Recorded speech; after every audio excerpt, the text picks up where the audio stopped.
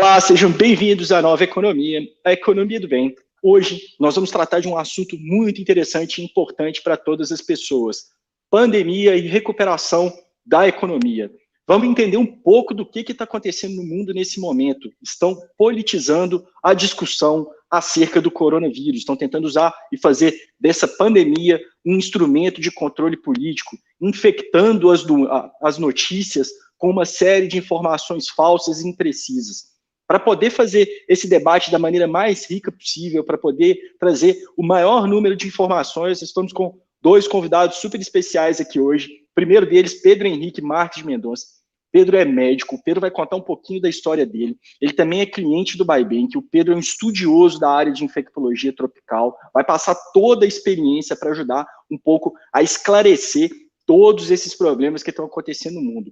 Outra visita bem especial, Rodrigo Carneiro, CEO da 98 Live. Rodrigo também é um dos sócios do Biobank. O Rodrigo é uma das pessoas que está mais defendendo os comerciantes de Belo Horizonte. Pedro também é aqui de Belo Horizonte. A gente sabe que BH é a cidade que está há mais tempo no mundo com medidas restritivas acerca do coronavírus. A economia de Belo Horizonte está combalida.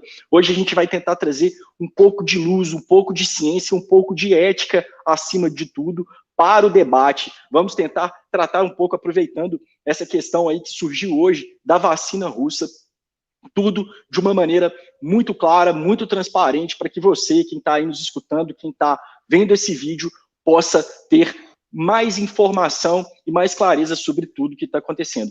Mas antes de mais nada, aqueles recados de sempre, você que já faz parte aqui do canal, já conhece. Se você está chegando nesse vídeo pela playlist Economia do Bem, da 98 Live, vai para o canal do Biobank, no canal do Biobank, onde que nós construímos esses vídeos na forma de live.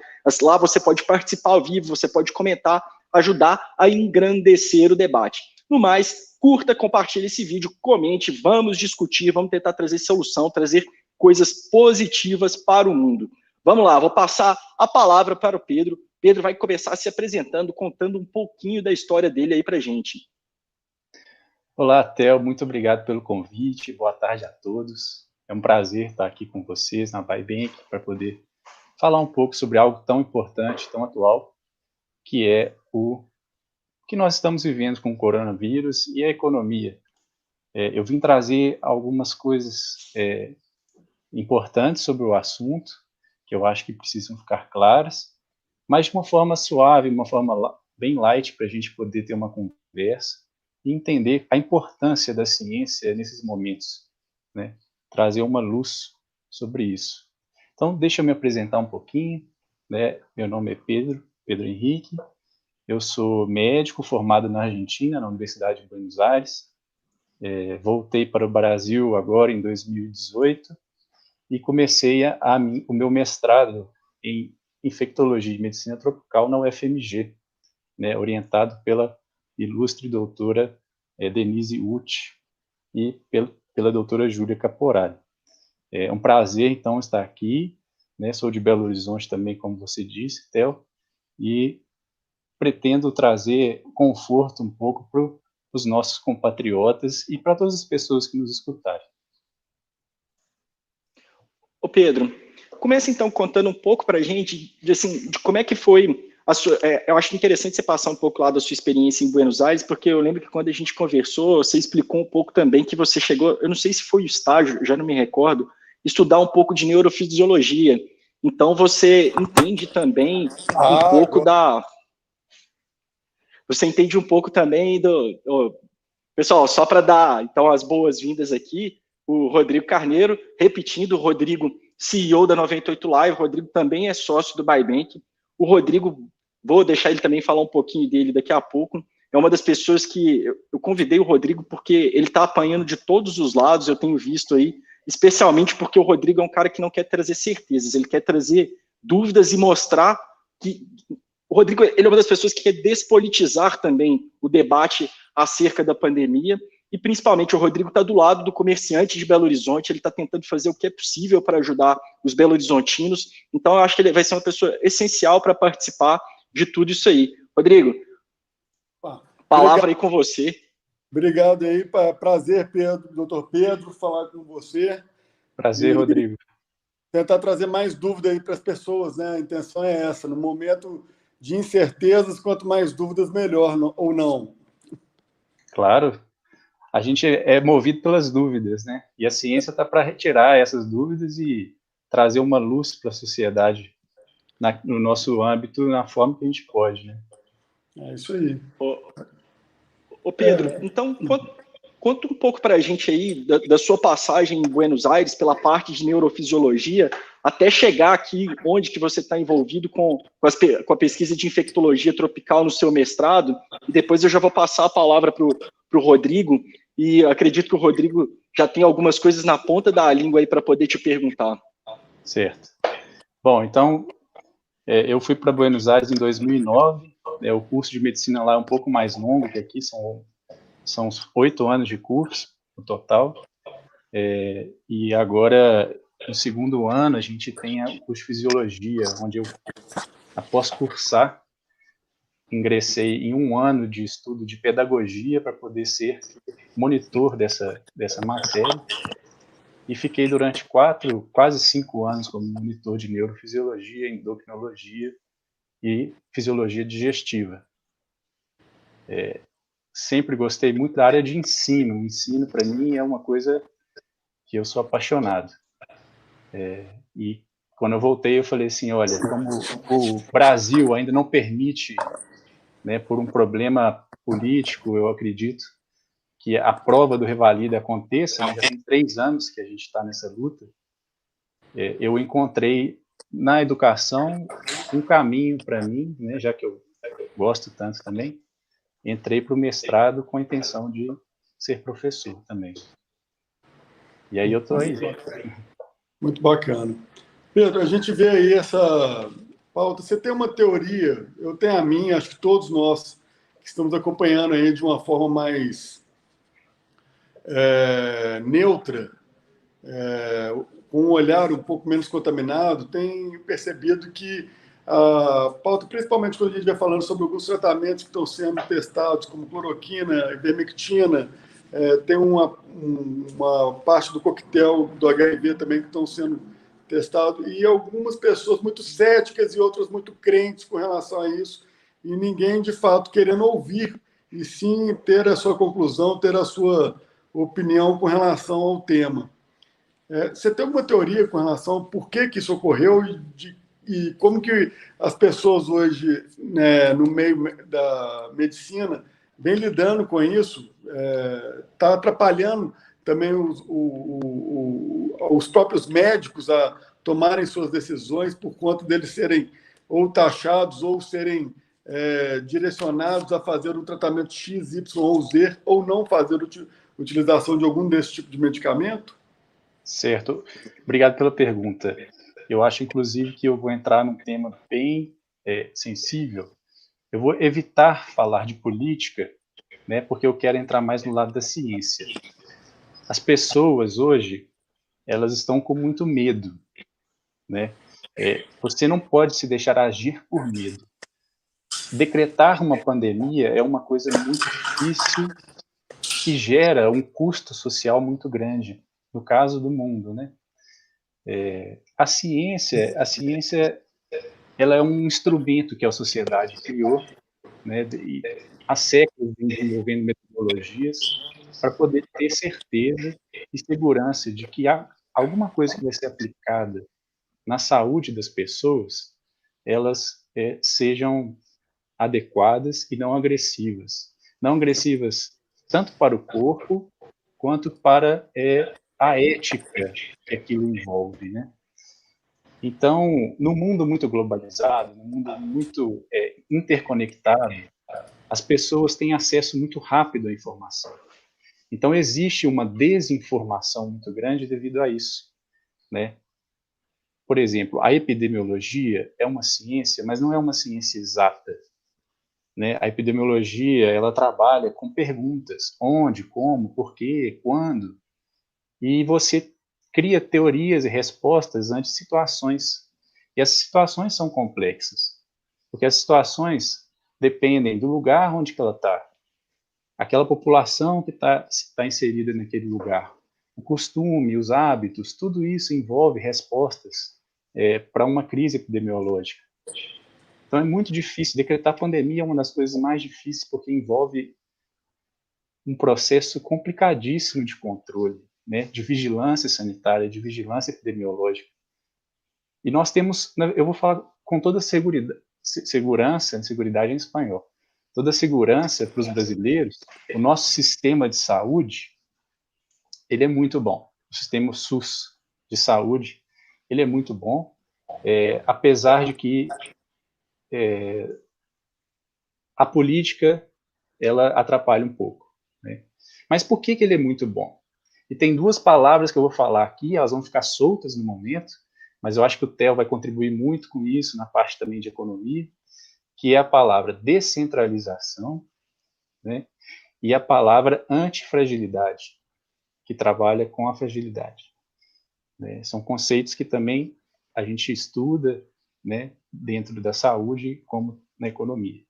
Talvez a gente possa encontrar a palavra vulnerabilidade na saúde, no lugar de fragilidade, mas são conceitos muito parecidos. Estou tentando responder a sua pergunta. Talvez tenha me perdido um pouco, mas... Ô Pedro, assim, eu vou um pouco mais além da pergunta do Rodrigo, depois se ele quiser até complementar, mas descendo mais no nível. O que a gente tem visto pragmaticamente no dia a dia das pessoas?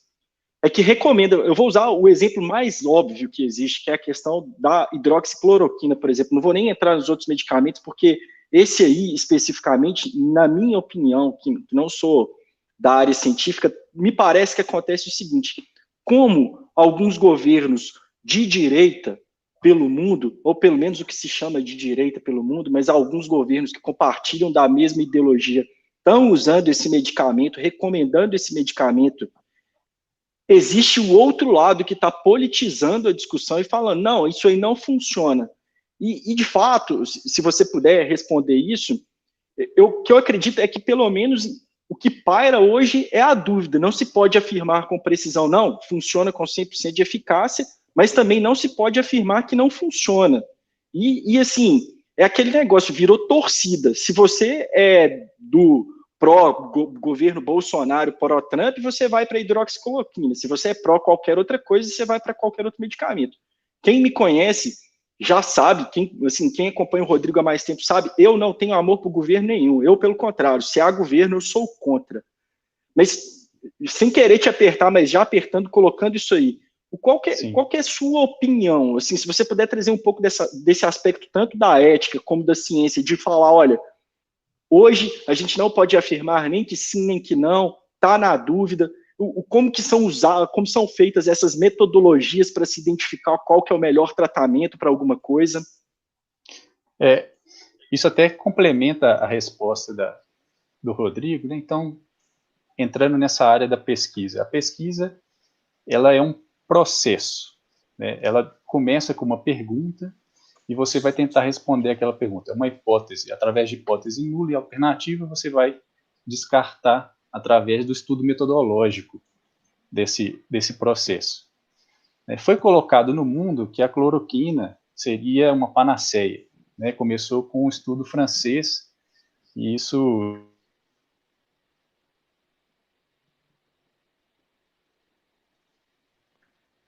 Pedro picou aí para você também, Rodrigo? Ficou. Dá uma travada aqui, parece. Tá. Você está me ouvindo bem, então? Tô te escutando bem. O Pedro deu uma travadinha, daqui a pouco ele volta. Na hora que ele ia responder, né? Mas, enfim, faz parte. Ele deve estar recarregando aí. Oi, Pedro, voltou. Você voltou agora. Opa. Isso. Desculpa, onde foi que eu parei, gente? No início, praticamente. Então, vamos lá. Falando sobre o estudo científico. O estudo científico, ele é um processo metodológico onde você responde hipótese. Uma hipótese, você tem uma hipótese nula e uma hipótese alternativa com relação àquela dúvida que você tem, né? Por exemplo, a cloroquina funciona? Aí você tem, na hipótese nula, ela funciona, e a hipótese alternativa, não, ela não funciona. Você cria um processo metodológico para poder avaliar aquilo. Esse processo metodológico, ele exige tempo, recurso, né? Exige muitas pessoas envolvidas, pacientes envolvidos. Então, a ciência, ela é uma construção.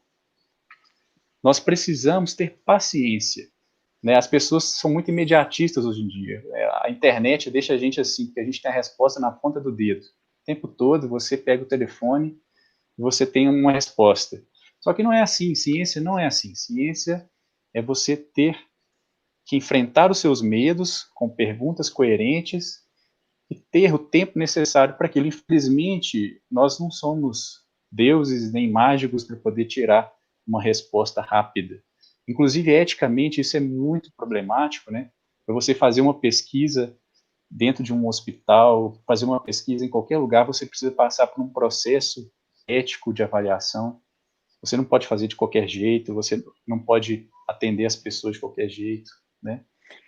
E Pedro, até aproveitando essa sua resposta e complementando, eu vejo que vai mudar muita coisa com relação à forma como a ciência atua nesses combates a esse tipo de problema, né? Vamos falar não só a doença em si, mas a questão de você exigir, pelo fato de ser uma pandemia mundial, uma velocidade, um tempo para ter respostas muito antes daquilo que seria o adequado. Levando em consideração a vacina já está praticamente pronta e um histórico das vacinas, acho que a mais rápida, demorou 10 anos para ficar pronta, não estou me recordando ainda. Então, como houve aí uma mobilização global, trouxe algum benefício para esses protocolos serem alterados ou a ciência conseguiu se unir mais às informações para que elas pudessem também trocar as experiências entre outras partes do mundo e, com isso, ter uma celeridade nesse processo? Porque o receio da maioria das pessoas, principalmente hoje que saiu a notícia dessa vacina russa, é sobre a real utilização e a eficácia dela, né? Se não foi feito algo às pressas, por uma pressão do governo, e se isso aí vai refletir em algum tipo de piora na questão da qualidade do serviço prestado pelos profissionais da saúde e pelos medicamentos mesmo que estão sendo criados. Eu estou errado nisso? É benéfico ou foi maléfico essa pressão pelo tempo e pelas respostas surgirem em tempos recordes, assim, num período muito curto? Olha, quando a gente fala de vida humana, a gente tem que ter sempre uma cautela com relação ao que a gente está fazendo, né? Então, existe um lado benéfico e existe um lado maléfico. O lado benéfico é que a ciência realmente se uniu. Os países se uniram num esforço conjunto, né? Isso é importante para a ciência, né? Que haja uma só linguagem, uma metodologia, que as pessoas entendam o que está sendo feito. Só que a pressa come muitos passos, né? Por quê? Porque existe um objetivo por trás, não sei, econômico, político, não sei, não importa. Às vezes a ética, ela sofre. A gente pode lembrar, por exemplo, na Segunda Guerra Mundial, os nazistas foram grandes cientistas, desenvolveram grandes métodos, né? Mas não para o bem, e muitas vezes, né? Muitas Não vezes foram custo. utilizados para coisas ruins, de formas ruins. Então, todo cuidado com a ciência com relação ao humano é pouco. A gente não pode se apressar. A gente não pode fazer nada sem o consentimento do outro, né? Porque a gente tem que respeitar o princípio de autonomia, onde a pessoa decide se ela quer fazer parte daquilo ou não. Se você está obrigando alguém a fazer, já não é ético, então aquilo ali perde o valor, né? Você tem que considerar o conceito da beneficência, da não maleficência, né? Se aquilo que você está oferecendo está causando um benefício, ou se aquilo que você está oferecendo, pelo menos, não está causando malefício, né? Então você tem que avaliar tudo isso. Os É riscos, muito né? difícil ter esse tipo de análise em um curto período de tempo, se aquilo está sendo benéfico ou não, né? Porque a gente precisa de um volume muito grande de pessoas sendo testadas, né? No caso, a gente vê que a humanidade se uniu realmente, então tem muito voluntário, né? Isso é um lado positivo. A gente vê as pessoas se oferecendo em prol do bem da humanidade, né? Para poder testar as vacinas. Isso é muito bonito. mas ao mesmo tempo a incerteza de que aquilo vai ser realmente bom e não vai causar um prejuízo maior, né? A gente tem que ter essa certeza. Isso demanda tempo, né? Então você não pode em um mês criar uma vacina, a não ser que você já tivesse a vacina pronta e você botou o vírus lá para poder ganhar um dinheirinho extra. Isso é antiético também, né? Então a gente tem que Doutor estar sempre Pedro, atento. a sua especialidade é em epidemiologia tropical. Quando a gente, no início, bem no início dessa pandemia, falavam que o vírus, quando atingisse os trópicos, ele teria uma baixa adesão na parte do contágio, por questões do clima e tudo mais, por mais que agora a gente também está no inverno.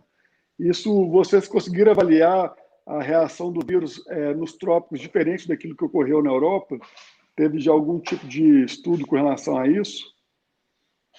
De Olha, aumento ou redução de contágio? não, a gente não conseguiu fazer essa análise. Ela está sendo estudada, mas como eu estava falando antes, todo estudo metodológico demanda tempo para análise, né? Ela não foi comprovada, essa teoria. Agora, o que me chama a atenção, né, nisso tudo é porque o sistema ele se voltou para um único problema, chamado Covid. E ele deixou de lado outros problemas muito importantes de saúde, né? Saúde, ela está relacionada com várias coisas, até com a saúde mental. E a gente, da saúde, quando a gente faz isso, que a gente isola todas as outras, a gente costuma criar um problema maior, né? Esse problema da Pedro, sazonalidade, o problema da sazonalidade, isso eu acredito que não, porque o vírus, né, no caso, dentro da UFMG, eu estou estudando vírus. Eu estudo um vírus chamado HTLV, né, mas a gente termina estudando vírus em geral. Os vírus têm comportamentos diferentes segundo suas famílias e classes, né? E esse vírus especificamente, com relação à sazonalidade, ele aparentemente não está respeitando muito isso, não. Pedro, você tocou num ponto É para um mim vírus aí muito novo, assim, a gente fala que, pelo menos na parte nossa, quando a gente trabalha com a informação e recebe muita informação com relação ao próprio vírus, sempre tem uma atualização, sempre tem, antes ele era muito letal aos idosos, depois a gente viu situações de crianças, depois adolescentes de saúde, aí voltam a falar a questão da comorbidade, e é um vírus que ele ainda está, de todos os que foram enfrentados, esse é o que está trazendo aí maior quantidade de dúvidas e menos certeza, se por ele ter essa questão mutável e de não seguir um padrão muito claro, eu estou errado no que eu estou, da forma como eu estou vendo. Esse é um vírus Pedro, novo, né? e Certo. só emendando na pergunta do Rodrigo, porque eu Ô, acho que Theo, isso aí pode sem o estar. microfone a gente não ouve, amigo. Ué, eu estou sem microfone? Eu estou te escutando, Theo, pode. Eu Desculpa, acho. eu que não estou, então o problema fui eu. Tá. Pedro, e tá emendando na pergunta do Rodrigo, porque eu acho que pode ter um pouco a ver também. Tá falando tanto de coronavírus, de restrição de circulação das pessoas, que eu acredito que estão tá esquecendo, as pessoas estão esquecendo um pouco dos efeitos de segunda ou terceira ordem, porque a gente puxa um mecanismo para tratar de um problema e pode estar gerando outros problemas. E talvez sejam esses problemas secundários e terciários que está se ignorando que cause tantas dúvidas em cima do vírus. Beleza, a gente vai ficar lá isolado em casa, mas isso aí vai causar algum problema de saúde mental, vai causar algum tipo de impacto na saúde das pessoas? Pode ter um pouco a ver com tudo isso que o Rodrigo está falando, de tantas dúvidas em cima do vírus, esse fato da gente estar focando muito numa coisa, esquecendo de todos os outros problemas que estão aí associados? Sim, com certeza. Ele fez uma pergunta com relação ao vírus. O vírus é novo, a gente Eu não sei se dá as pessoas conseguiram ouvir o Theo, doutor, porque eu não ouvi ele. Se você ouviu, eu acho que pode ter tido algum problema na pergunta dele. Se puder repetir a pergunta dele também. certo. O Theo fez a pergunta com relação aos problemas de segunda e terceira ordem que trazem esse vírus, né, essa pandemia. Por exemplo, ele perguntou e falou dos problemas de saúde mental, né, que eu já tinha mencionado. Sim, realmente eles causam. é complementar a sua pergunta, porque ao ser um vírus novo, né, você tinha perguntado se ele tinha mutação e tudo. Sim, o vírus é um vírus novo, é um vírus que tem vários subtipos, né, dentro do Brasil mesmo a gente tem alguns subtipos circulantes, na Europa, né, na Ásia. É um vírus que, por ser de RNA, ele tem essa facilidade de mutação. Inclusive, ele pode chegar a mutar ao ponto de não ser mais transmissível. Não sei. Isso seria uma aleatoriedade, Seria assim, fantástico, né? A gente está torcendo. fantástico. Se for para escolher, vamos torcer para essa mutação, então, para a gente, né, É, ficar livre com disso certeza. logo. É assim, não é uma coisa... Assim, a mutação é uma coisa que normalmente demora algum tempo, né? Só que como a circulação dele está muito grande, intensa na humanidade toda, com certeza os níveis e a velocidade de mutações elas são mais aceleradas. Pode aparecer uma cepa que ela pode ser transmissível, mas não cause doença, quem sabe? Isso aí fica uma interrogação e não sei se a gente vai conseguir responder isso um dia. Eu já estou torcendo, eu sou tão otimista que agora eu vou começar a pesquisar mais sobre isso, que eu sempre, quando eu vejo uma notícia que, assim, pode ser... É esse que é o meu problema também. Por mais que eu prefiro ter as dúvidas, quando você já fala isso, eu já começo a torcer imediatamente para esse vírus mudar logo para uma versão ou que não contamina ou que não mata mais ninguém. É uma versão atenuada. E, É. na verdade, o mais fácil é realmente a gente ter a vacina, que eu acredito num sistema de controle, de produção, acesso à capacidade de produção e transporte dessas vacinas, a gente só vai ter acesso mesmo, assim, a nível de massa, mais para o final do ano e início do ano que vem, né? Talvez março, assim, numa hipótese mais aceitável no meu ponto de vista. Você fala no Brasil ou no mundo inteiro? Eu falo principalmente no Brasil, mas de forma mais global, porque quando você fala de produção de vacina, né, você tem que pensar que a incubação para a produção do vírus demora um tempo. A produção demora outro tempo. Ter os invases todos demora outro tempo. Armazenar isso é outro tempo. Transportar isso via marítima, via aérea é outro tempo. Nós estamos falando que o mundo tem hoje, sei lá, 7 bilhões e tantos milhões de pessoas.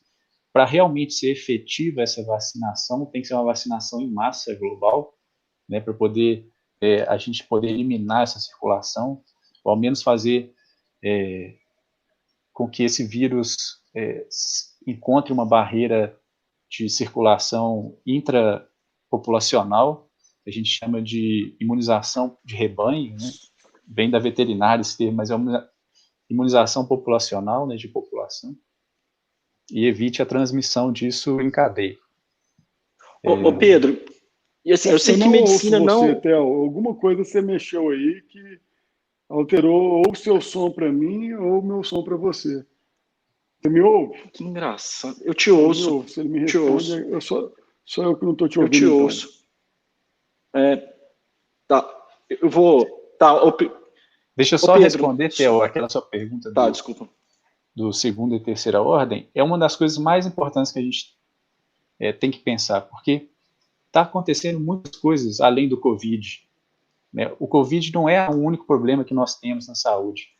Nós temos problemas com relação a outras doenças, por exemplo, câncer, doenças cardiopulmonares, né? Pessoas estão infartando e morrendo porque às vezes não conseguem ter o acesso ao CTI, né? Daí vem a teoria de que o isolamento ele é importante, né? Por quê? Porque você permite um tempo de resposta do sistema de saúde para toda uma problemática que não é só o Covid.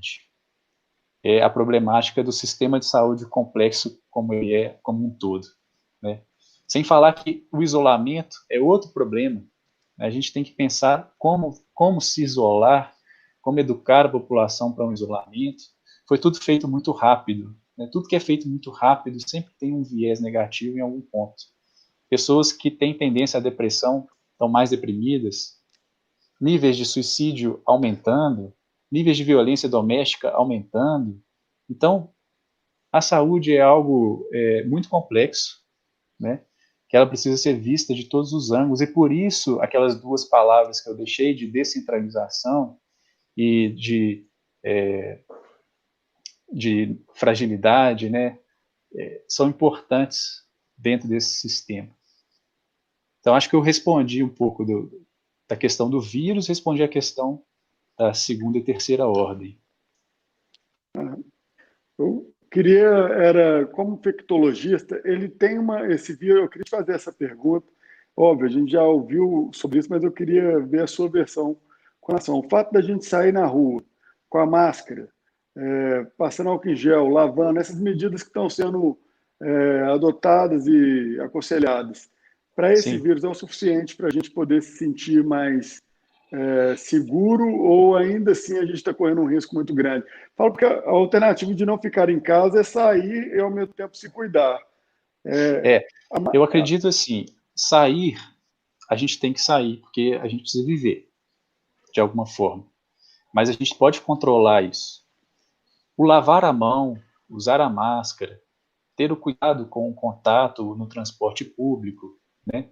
Essas são medidas necessárias pela forma de transmissão desse vírus. Esse é um vírus que é transmitido por aerosol, né? Então, a pessoa, no falar, a pessoa espalha no ar o vírus, certo? Então, a barreira da máscara, tanto para quem está falando quanto para quem está ali próximo, ela é importante. Ela é 100%? Não, não existe nada nessa vida que seja 100%.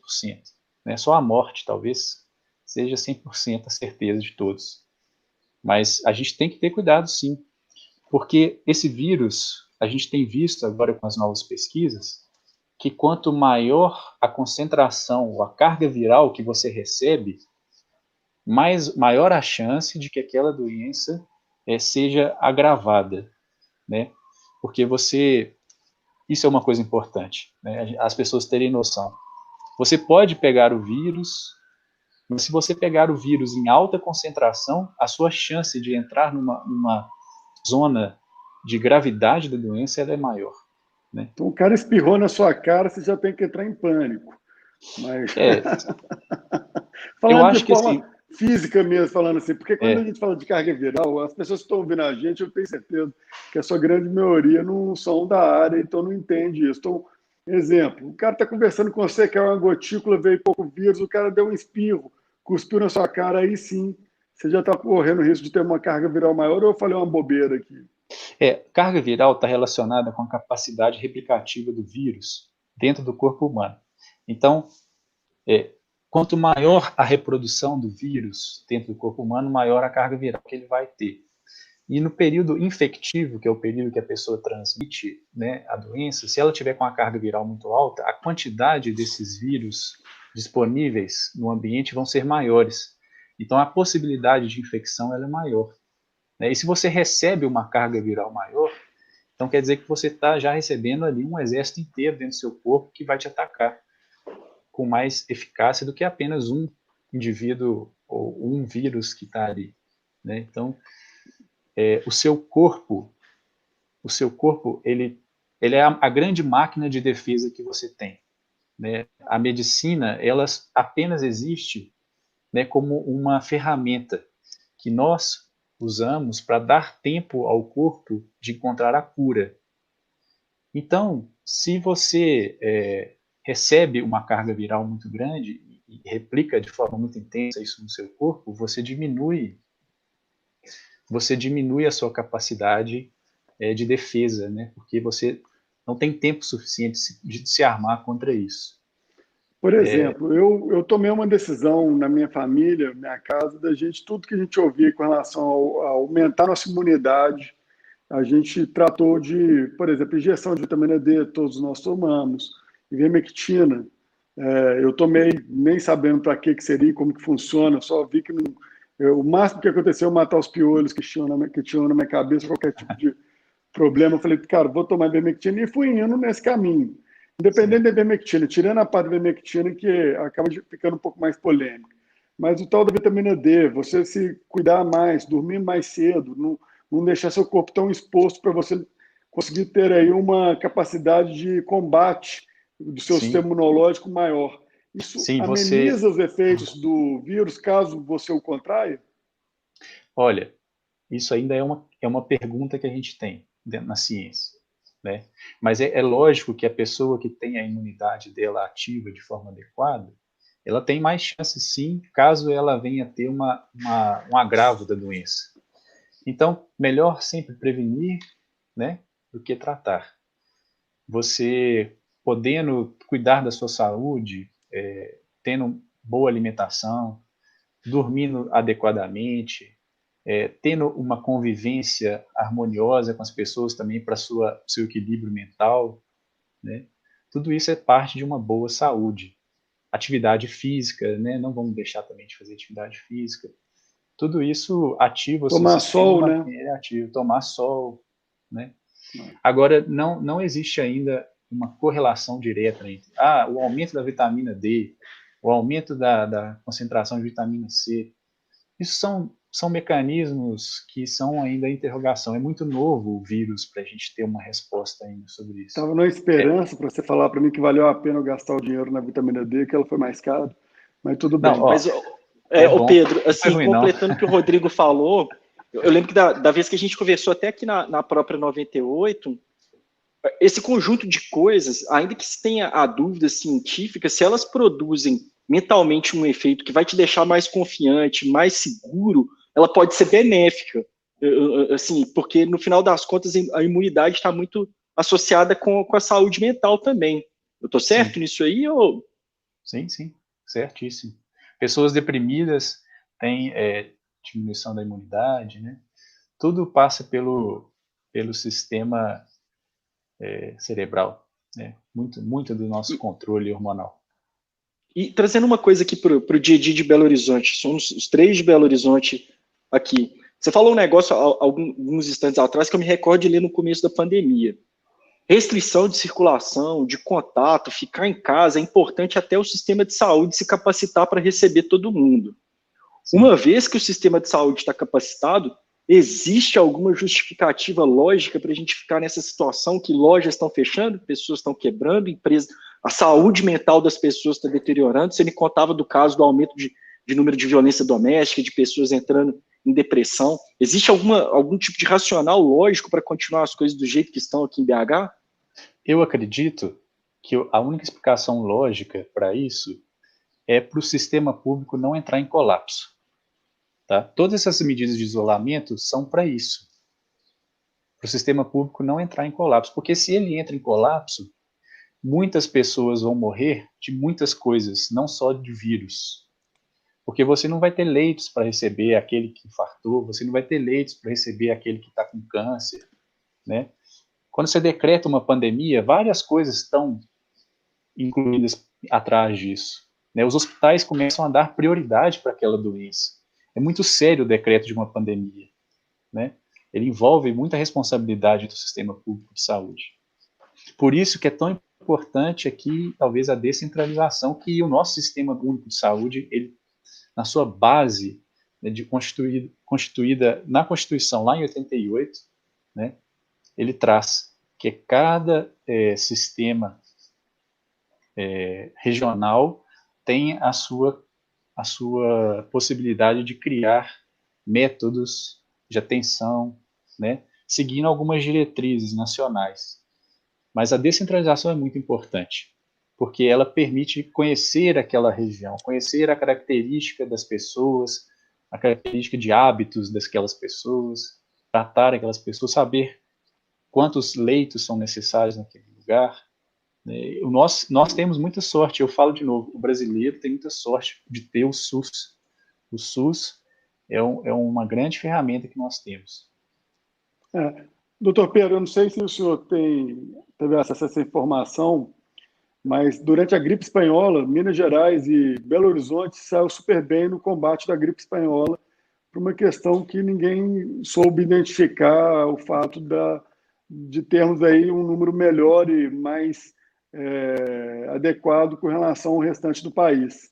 Mais uma vez, a gente vê aí Minas Gerais e Belo Horizonte também tendo números inferiores ao restante do país, com um controle maior aí com relação aos leitos hospitalares, tendo aí o próprio prefeito falando uma frase dele de que em Minas Gerais e Belo Horizonte, no caso do prefeito, ninguém vai morrer na fila do hospital por falta de um aparelho, E existe pelo menos alguma ideia de algum motivo que possa, ou é o fato cultural mesmo? Mineiro é um cara que não gosta de pessoas e por isso ele fica isolado e não se contamina.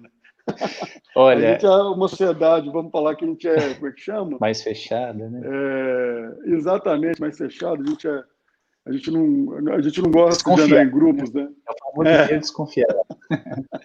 Mas, assim, realmente é multifatorial. A gente pode pensar na característica geográfica, a gente pode pensar na característica de hábitos da população, né? E o Brasil teve uma característica, no caso dessa pandemia específica do Covid, que foi tempo de começar a se preparar, né? Porque começou lá na Ásia, foi para a Europa, Estados Unidos e aí veio para cá. E foi para os grandes centros primeiro, São Paulo e Rio de Janeiro, né? Minas Gerais, Belo Horizonte, apesar de ser um grande centro nacional, não é um grande centro internacional. Então, por uma característica geográfica, por uma característica interna, chegou um pouco depois. Resumindo, A a gente gente se saiu bem porque a gente é ruim em receber turista. não, o mineiro ele é muito receptivo, ele só é desconfiado. Interessante, mas é isso mesmo. É, Acho que o fato de você não ter os aeroportos aí internacionais, o grande fluxo como teve em São Paulo, no Nordeste, sim, e que esse vírus ele foi óbvio conectado através dos aviões e, e das pessoas que vieram do exterior carregando ele para cá, acaba que Belo Horizonte saiu bem, como as cidades do interior também, acabando pela mesma regra. Você pega aí próximos a São Paulo, as cidades que tiveram aí o Triângulo Mineiro sofreu um colapso muito grande. sim. Já as regiões mais internas do estado têm aí uma certa tranquilidade. São Paulo ainda está com um problema, né, no interior. O Rio de Janeiro é que a Rio de gente tem Janeiro que está. somar várias questões. Lá é um problema cultural, de social, um problema, enfim, inacreditável o que É, fazem com aquele estado. Ô por isso, quando Pedro, a gente e fala de. assim, Pode falar, Theo. desculpa, a questão, falando mais uma vez do ponto da ciência, dos médicos, da análise, o que a China fez no começo com o coronavírus, de praticamente matou aquele médico que descobriu o coronavírus, não estou dizendo que foi lá e assassinou o sujeito, mas da forma que deixou ele morrer. O quanto que isso aí pode ter contribuído para o mundo estar na situação que está hoje, todo mundo completamente perdido, sem saber o que fazer, e, enfim, talvez se a China tivesse assumido de fato uma posição ali desde o começo, a gente estaria. Eu sei que é fácil fazer análise depois que já aconteceu o problema, mas do ponto de vista médico, como que deveria ter sido o comportamento desde o começo ali não vou falar nem da China, do povo chinês, mas do Partido Comunista Chinês, daquele, enfim, não vou usar os adjetivos que cabem a ele, mas o que você vê sobre isso aí? Olha, pelas características epidemiológicas, ao ser um vírus novo, você identificar as características que ele tem de transmissibilidade, como que ele se comporta, né, é difícil, não é uma tarefa fácil. A Organização Mundial da Saúde, ela deveria ter, no meu ponto de vista, né, muito pessoal, ela deveria ter pecado por maior zelo do que ter esperado chegar aonde chegou, né? E o governo chinês é uma grande interrogação, né, Theo? A gente sabe que o Partido Comunista Chinês ele tem um controle sobre a população e um controle sobre a informação que entra e sai do país que a gente não consegue transpor essa barreira. Até pela idiomática também, é difícil, ninguém entende chinês. Então, é difícil de fazer essa análise, é difícil de falar de quem é a culpa, de quem não é a culpa. Eu sei que a questão existe um vírus novo e sempre na dúvida a gente deve pecar por mais, né? Não por menos. O controle dessas doenças, elas devem ser rigorosos, né? A China fez um grande show mostrando a construção de hospitais, que eu acredito foram necessários pela quantidade de população que eles têm, Mas fica aquela grande pergunta, assim, como que eles não sabiam ou eles realmente negligenciaram a potencialidade, mas ao mesmo tempo construíram hospitais, né? Então, o ovo ou a galinha, né? Aquela pergunta. E hoje, no momento, eles estão livres do vírus praticamente e ganharam muito com a venda de produtos como a própria máscara, os aparelhos respiratórios. Enfim, a economia ela não desacelerou, os commodities derreteram, alguns deles. Acho que no Brasil a gente conseguiu segurar mais o aço. A economia inteira de commodities, de certa forma, também caiu por conta de acharem que eles iriam desacelerar a economia. E no final do dia a gente vai ficando com raiva, mas pouco importa, porque a gente está com vírus na nossa vida, é a nossa realidade. Indo para uma pergunta mais direta e sempre muito polêmica, hidroxicloroquina, tomar ou não tomar? O que você aconselha com relação ao tema? Ao pinga-fogo, né? É o pinga-fogo, exatamente.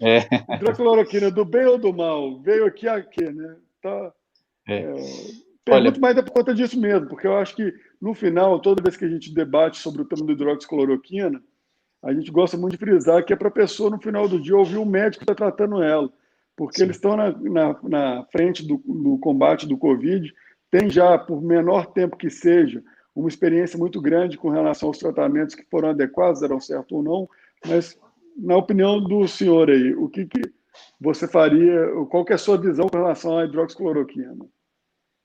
Olha, para ser prudente, porque como médico eu fiz um voto, quando eu concluí meu curso, de sempre tratar o paciente, né, preservar pela vida do paciente, né, defender essa vida até o último momento, até o momento em que, na autonomia dele, ele falar assim, olha, vamos parar de tentar, porque já deu, né? Mas a gente tem que tentar. É nossa obrigação moral, nosso dever moral. Você, com a possibilidade, né, a gente está falando de uma doença nova, de uma doença em que não existe nada que a gente tenha certeza, né? Você, dentro de um protocolo de pesquisa, é até interessante você oferecer. Você fala assim, olha, nós estamos com um protocolo de pesquisa, você anima a fazer, está tudo certinho, que é a parte ética, né? Vamos ver como que responde. Mas, ao mesmo tempo que eu falo assim, vamos tomar, eu, como médico, eu tenho que ter toda a certeza e segurança de que aquele paciente nunca vai estar desassistido. Que ele vai ter acesso, por exemplo, à hidroxicloroquina, né? Para alguns pacientes, ela pode causar arritmias, né? Isso é um grave problema. Então, eu tenho que estar com esse paciente internado, eu tenho que ter acesso a toda a maquinaria para poder reanimar esse paciente, se for necessário, se tiver algum problema cardíaco, né? Ou, inclusive, internar esse paciente, entubar esse paciente, se ele agravar. Então, tudo tem que ser feito. E aí está o gargalo do nosso sistema de saúde. Apesar dele ser maravilhoso, ele não é equitativo. As pessoas não têm acessos iguais, né? Eticamente, isso é muito questionável, né? As pessoas que eu e você, o Theo, graças a Deus, a gente tem uma condição de acesso a uma saúde de muita qualidade, mas a maioria da população, infelizmente, não. Então, é uma batalha ética muito importante, né? Oferecer ou não oferecer? Sim, ofereceria se tivesse todas as condições que eu estou te falando, de deixar o meu paciente, pelo menos, com a possibilidade de sobrevida se precisasse de uma maquinaria, né? Agora, Pedro, eu brinco que nessa hora, para quem está afogando, jacaré é tronco. Se eu tivesse numa situação onde a gente está com esse cenário, obviamente, sem responsabilizar nenhum médico pelo fato dele estar te oferecendo algo que está sendo amplamente oferecido mundialmente, não só no Brasil, não é uma moda que foi inventada e criada no país. Alguns outros países tiveram êxitos, como também não obtiveram êxitos com esse tipo de tratamento. Eu aceitaria e acho que a parte que me incomoda mais é não a questão da eficácia, e sim da necessidade das pessoas, a gente fala isso até pela boa parte da mídia, de demonizá-la. até pelo fato do próprio presidente fazer um papel ridículo de oferecer essa droga para uma ema e para piorar ainda mais o discurso, para se tornar um cara mais farfalho e realmente, isso aí. levar para o lado do humor algo que deveria ser tratado de forma absolutamente séria, técnica e científica. Mas aí, quando a gente vê uma pauta dessa, um presidente que, ao mesmo tempo, tenta ajudar de um lado, mas tem toda uma incapacidade cognitiva de saber ser compreendido do outro, cria-se uma animosidade. Então, eu já ouvi relatos de pacientes que, de forma alguma, aceitaram tomar nenhum tipo desses medicamentos que foram sugeridos ou levantados pela bandeira do próprio presidente, e, ao mesmo tempo, alguns outros pacientes que tentaram e pediram e que os médicos não ofereceram de forma alguma. Então, isso que me deixa mais preocupado, porque perder para a doença é uma perda que a gente está fadado a ocorrer, não só pelo Covid, qualquer outra doença. Olha, a gente corre esse risco. Eu posso falar da Perder para a política, hidroxicloroquina, mas assim, os estudos mais novos que estão saindo, eles estão mostrando pouca eficácia, sabe? Assim, não é isso tudo que o pessoal está falando, infelizmente. É um coquetel, né, de várias outras remédios também que eles estão sendo tentando testados. várias drogas, existem vários estudos no mundo sobre várias drogas distintas. A hidroxicloroquina ficou mais famosa por causa do Trump e do Bolsonaro, mas você tem o Remdesivir, que é outra droga que está sendo muito estudada, só que cada uma é utilizada em momentos distintos, né? Por exemplo, uma tem que ser usada mais no início da doença, outra tem que ser usada em pacientes graves. Então, existem vários protocolos de pesquisa, isso é muito sério, né, que a gente está falando aqui, protocolos que devem ser seguidos para poder ter uma resposta e a gente poder fazer uma análise mais neutra dos resultados, né, sem tanta viés político, sem tanto viés de qualquer coisa que seja, mais dado científico mesmo. Isso que é o mais importante.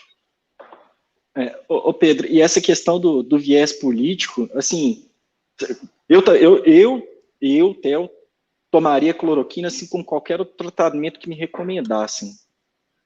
Mas o que me incomoda muito nessa situação toda é que, por exemplo, o caso da hidroxicloroquina, há 4 meses atrás, era um remédio que você podia comprar na farmácia sem sequer ter receita médica. Sim. E politizaram tanto o debate, que agora, assim, da noite para o dia, ela passou a ser um remédio que vendia sem prescrição médica para ser um remédio que vai te matar. Hoje, o que se vende, independentemente de qualquer coisa, você vai tomar cloroquina, você vai morrer. Você está seguindo o Bolsonaro, você vai morrer. Volto a dizer, não tem apreço qualquer por político. Mas o que eu achei muito interessante, na opinião do Pedro, Rodrigo, não sei se você também, é que ele falou assim, olha, se há possibilidade, se ainda não está descartado, que todo mundo já fala, já foi descartado pela ciência, não foi. Você falou, a eficácia é baixa, mas ainda não foi descartado. Mas se há possibilidade, assim, óbvio que tem toda a questão da ética, de o que o seu médico vai te recomendar, de como que você vai se sentir confortável. Mas, pelo amor de Deus, não vamos cair aqui na falácia da política, de ficar defendendo o lado e não se tratar. Pelo menos para mim, o que fica muito claro, depois do que o Pedro falou, é isso, Rodrigo. Não sei o que fica aí para você também. É isso mesmo, acho que a gente é uma pauta que é interessante, que a gente está sempre acostumado a colocar a culpa em alguém quando você tem um problema. Quando sempre alguém causa esse problema. É evidente que, natural, que politicamente falando, a gente pode nos ater a tacar a culpa na China, vamos falar, caso ela tenha sido realmente a responsável e ter tido toda a inabilidade possível para conter isso em Wuhan. Ok, mas independente disso, falando sobre a pauta do próprio vírus em si, a gente não tem ninguém para culpar no seu próprio vírus, e a gente é vítima, todos nós, no mundo inteiro, de um vírus que ele é novo, traz muito mais dúvida do que certezas, e infelizmente está ocorrendo da forma, e eu acho que é até interessante, eu fiz esse questionamento ontem à noite, a pauta foi politizada, então, assim, quando você vê governos de direita, Trump e Bolsonaro, tomando algumas medidas e as pessoas questionando ele. E, na sequência, será que se fosse o contrário, se a gente tivesse hoje com o Obama e o Lula no governo e eles tiverem adotado medidas semelhantes, será que a direita também não estaria tratando essa pauta da mesma forma? Será que nós somos que vamos colocar, que é da situação, eu pelo menos me considero um cara de direita liberal, não sou 100% nem perto disso, de apoiar tudo que acontece no governo Bolsonaro, mas eu sou naturalmente um cara de direita liberal. E acho que é necessário que essa pauta seja despolitizada pelos dois lados, tanto pelo lado do governo quanto pelo lado da esquerda. E se a gente chega num ponto onde isso vai para dentro do hospital, e a minha maior preocupação é esse ponto que eu gostaria até de tratar com você, Pedro, existe esse risco ou já ocorreu esse tipo de coisa? Você tem algum tipo de informação com relação a isso? Dessa politização também está entrando dentro dos blocos cirúrgicos, dentro dos blocos de UTIs e os médicos também tomando partido de forma não científica e sim de forma politizada. Isso ocorre ou não ocorre?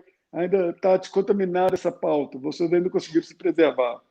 Como é que você Olha, enxerga isso? o que eu enxergo é assim, a ciência é a grande balança disso, porque as pessoas nunca são isentas, completamente isentas em suas posições, né? Sempre vai ter uma tendência a alguma coisa, ou seja política, seja qualquer coisa, né? Então a ciência, através dos métodos que ela utiliza, ela consegue filtrar um pouco isso, né? Através da ética da ciência, através da metodologia utilizada nos estudos, né? Porque não importa, o cientista, na hora que ele assina, entrega para avaliação o trabalho dele, ele tem que falar se ali atrás daquilo tem algum interesse, algum viés, né? E ele tem que assinar embaixo e falar assim, olha, não, o meu interesse aqui é a saúde pública, eu não recebi dinheiro de nenhuma farmacêutica, eu não recebi dinheiro de nenhum político, né? Esse seria o cenário ideal, né? A gente espera isso da ciência, né? A ciência como grande bastião ainda da integralidade, da moralidade na saúde e em qualquer outra área, principalmente na saúde. Mas eu queria trazer uma coisa aqui que eu acho que é muito importante para uma discussão até econômica da saúde, é que toda essa pandemia está mostrando para a gente a grande fragilidade que nós humanos temos, né? Porque nós criamos um sistema que permite essa fragilidade. Por exemplo, para produzir um medicamento, hoje, o Brasil não tem uma condição adequada de produção. Ele precisa de pegar matéria-prima da Índia, ele precisa de trazer recursos de tecnologia de fora, né?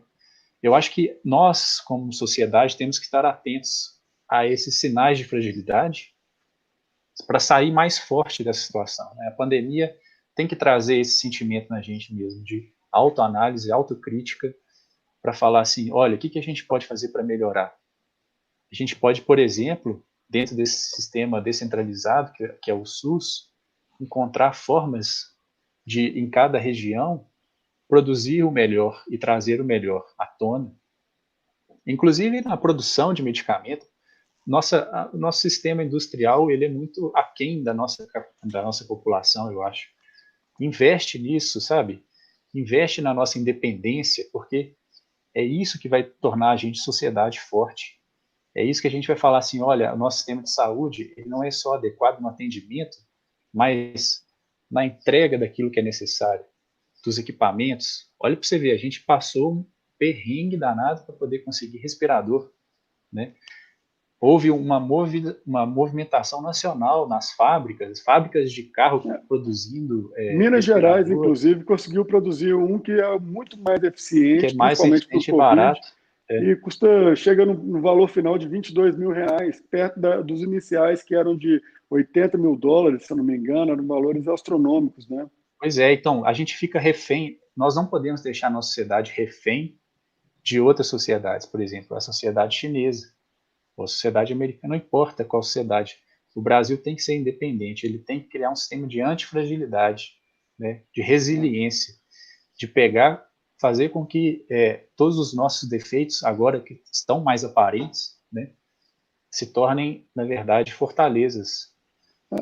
Isso é uma das coisas que a gente tem que pensar. Eu falo que o mais importante não é a gente avaliar como que os governantes, os governos, os países se saíram durante a pandemia, porque eles estavam refletindo em cima de um tempo muito curto. estavam Claro. reagindo em cima de um tempo muito curto e cada um deles tiveram as suas dificuldades. Então é muito difícil a gente mensurar qual se saiu melhor ou se saiu pior, porque as realidades são muito distintas. Mas a O gente vai Brasil é um país conseguir mensurar. continental. Exato. Então, a gente vai. Não dá para comparar tipo, o Brasil com a Argentina, né? Não dá para comparar o Brasil com a França.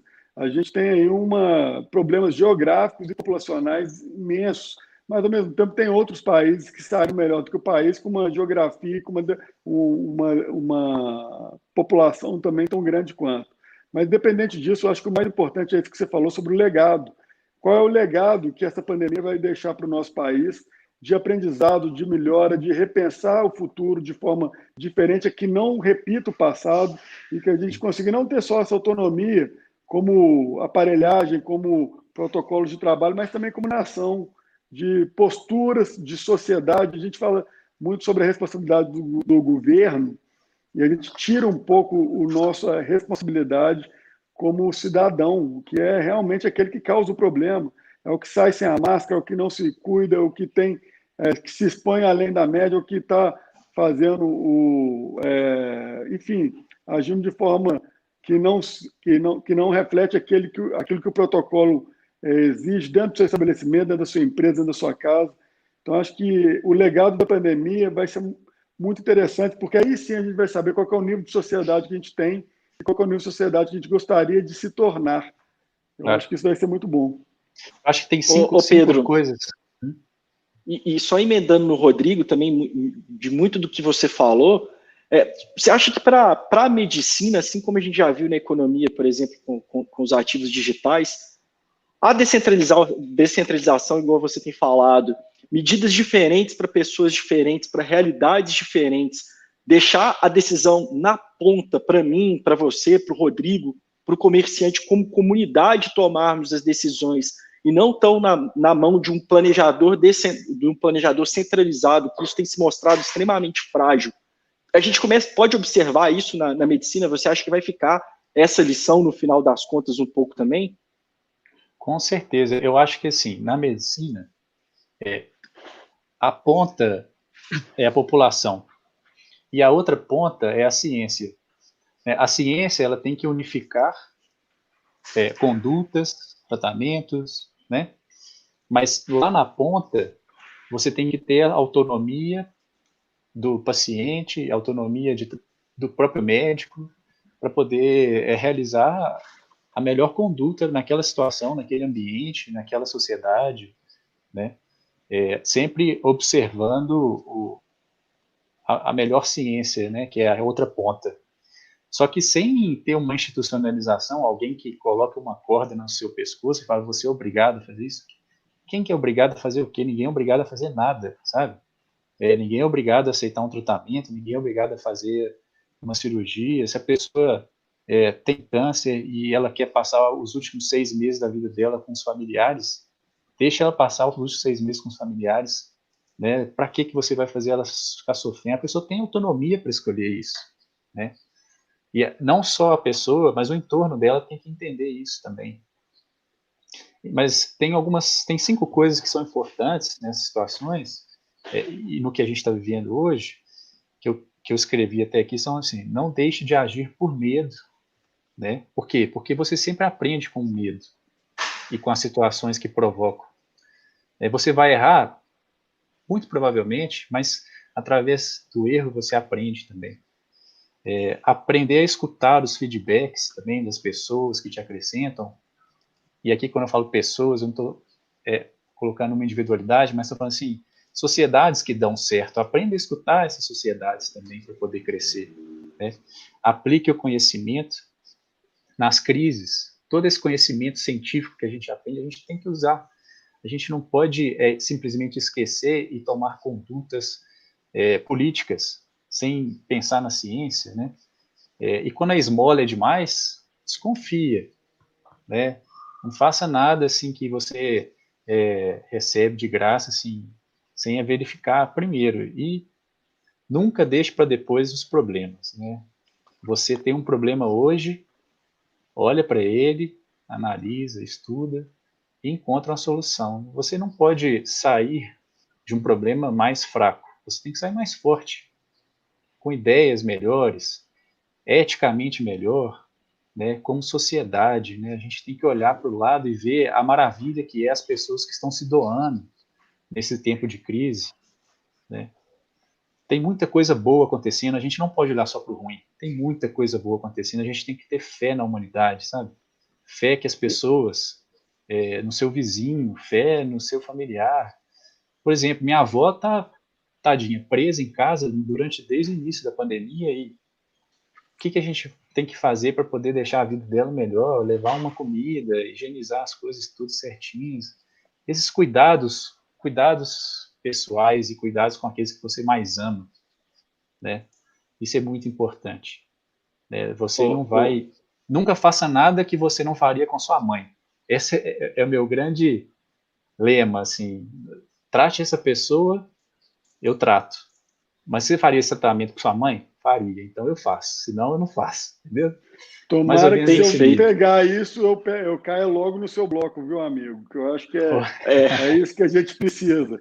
Porque realmente é um momento que a gente está aqui tentando trazer aí um pouco de informação a mais para as pessoas, tentar também nos instruir. Acho que é importante, principalmente na minha responsabilidade de comunicar, de informar, de trazer aí os fatos de forma mais descontaminada possível, ouvindo sempre pessoas que têm essa capacidade sua e essa humanidade sua. Não adianta a gente também ter só inteligência se a gente não sabe transformar essa inteligência em prol da humanidade e tratar isso de uma forma também que nos traga aí uma esperança, por mais dúvidas que tenham, acho que essa conversa contribuiu muito para que nos dê um pouco de esperança e que a gente torce para que tenha vacina ou que esse vírus mute. Eu não vou esquecer isso tão cedo, que ele pode mudar, parar de transmitir ou parar de fazer mal. Eu estou torcendo para essa versão do vírus também acontecer de forma espontânea, que ele já causou o estrago que ele deveria. E eu concordo com você, que tem um lado positivo da pandemia. Muitas pessoas falam sobre cancelar o ano de 2020. Eu acho que ele não deveria nunca ser esquecido pelas coisas boas que ele nos trouxe. E uma delas foi fazer esse filtro sobre realmente as pessoas que estavam do seu lado, que valeriam a pena estar sempre do seu lado, porque você se aproximou mais ainda e conheceu melhor essa pessoa, ou aquelas pessoas que realmente você deveria ter se afastado há muito tempo. E a pandemia, acho que ela teve esse poder de filtro, de manter apenas a sua essência daquilo que realmente importa para a sua vida e descartar aquilo que já há muito tempo estava trazendo apenas peso e amolação. Então, se for para torcer, eu acho que esse ano ele já serviu por um bom aprendizado para a nossa humanidade, para a gente ter humildade, sim, a gente ter união e a gente entender que o medo também não vai nos levar a lugar algum, que é enfrentando e com coragem, com respeito, num espírito coletivo, que a gente vai se sair sempre muito melhor.